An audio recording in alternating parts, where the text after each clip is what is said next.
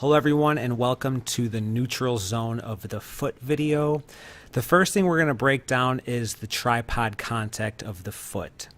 The first point is the heel. The second point, which is the red dot by the first toe, which is called our first metatarsal phalangeal joint. And the third point is the red dot by the fifth toe, which is our fifth metatarsal phalangeal joint.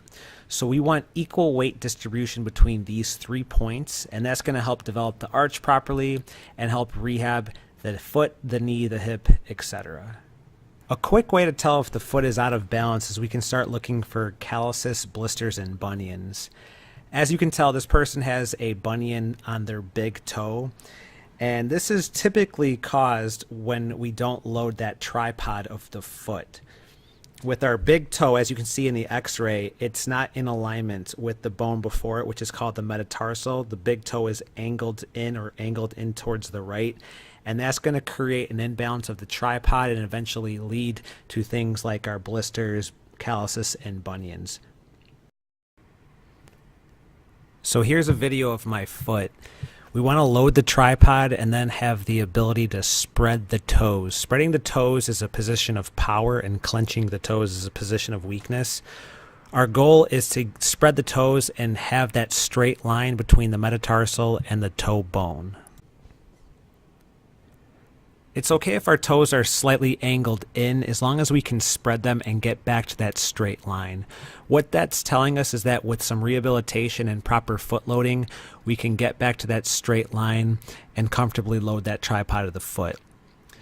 One thing that we do test out is what I'm doing right there. It's called passive range of motion. If I can passively push your toe out and get into a straight line, that's a sign that you passively have that range of motion, so therefore with time actively we should be able to get there.